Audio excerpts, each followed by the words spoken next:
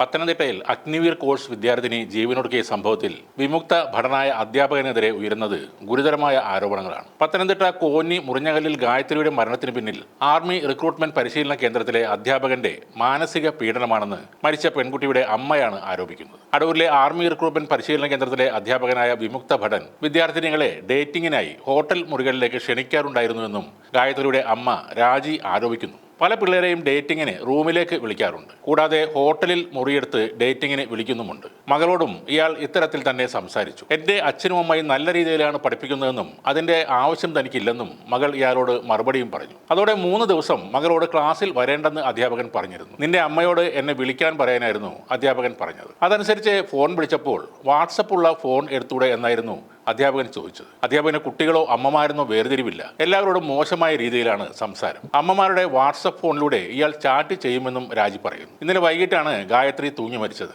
വാടക വീട്ടിലെ മുറിക്കുള്ളിലാണ് 19-കാരിയായ ഗായത്രി തൂങ്ങി മരിച്ചത്. ഹോട്ടൽ ജീവനക്കാരിയാണ് ഗായത്രിയുടെ അമ്മ രാജി. ഇവർ ജോലി കഴിഞ്ഞ് മടങ്ങി എത്തിയപ്പോഴാണ് മുറിക്കുള്ളിൽ തൂങ്ങി മരിച്ച നിലയിൽ മകളെ കാണുന്നത്. ഈ സ്ഥാപനത്തിനെതിരെ കൂടൽ പോലീസിലും രാജി മൊഴി നൽകിയിട്ടുണ്ട്. ഗായത്രിയുടെ മൊബൈൽ ഫോൺ ഉൾപ്പെടെ പരിശോധിച്ച ശേഷം വിശദമായ അന്വേഷണം നടത്തുമെന്ന് പോലീസ് അറിയിച്ചു. മൃതദേഹം ആശുപത്രിയിലേക്ക് മാറ്റി പോസ്റ്റ്മോർട്ടം അടക്കമുള്ള പരിശോധനയ്ക്ക് ശേഷം ബന്ധുക്കൾക്ക് വിട്ടുകൊടുക്കും. കഴിഞ്ഞ വർഷം ഒരു +1 വിദ്യാർത്ഥിനിയെ വശീകരിച്ച് പീഡിപ്പിച്ച കേസിൽ ട്യൂഷൻ അധ്യാപകന് 111 വർഷം കഠിന തടവിനും 1,05,000 രൂപ പിഴ കൊടുക്കാനും തിരുവനന്തപുരം അതിവേഗ പ്രത്യേക കോടതി ശിക്ഷിച്ചിരുന്നു. മണക്കാട് സ്വദേശി മനോജിനെയാണ് ജഡ്ജി R. രേഖ ശിക്ഷിച്ചത്. പ്രതി കുട്ടിയെ പീഡിപ്പിച്ച വിവരം അറിഞ്ഞു പ്രതിയുടെ ഭാര്യ ആത്മഹത്യ ചെയ്തിരുന്നു. കുട്ടിയുടെ സംരക്ഷകൻ കൂടി ആകേണ്ട ആളാണ് ഒരു അധ്യാപകൻ. അതുകൊണ്ട് പ്രതി ചെയ്ത കുറ്റം യാതൊരു ദയയും അർഹിക്കുന്നില്ലെന്ന് ജഡ്ജി വിധിന്യായത്തിൽ പറഞ്ഞിരുന്നു. 2019 ജൂലൈ 2 രാവിലെ 10-നാണ് കേസിന് ആസ്പദമായ സംഭവം നടന്നത്. സർക്കാർ ഉദ്യോഗസ്ഥനായ പ്രതി വീട്ടിൽ ട്യൂഷൻ ക്ലാസ് നടത്തിയിരുന്നു. അന്നേ ദിവസം സ്പെഷ്യൽ ക്ലാസ് ഉണ്ടെന്നും പറഞ്ഞ് കുട്ടിയെ വരുത്തിയാണ് ഇയാൾ പീഡിപ്പിച്ചത്. ഇപ്പോഴത്തെ ഈ കേസിൽ പ്രതി അധ്യാപകൻ മാത്രമല്ല,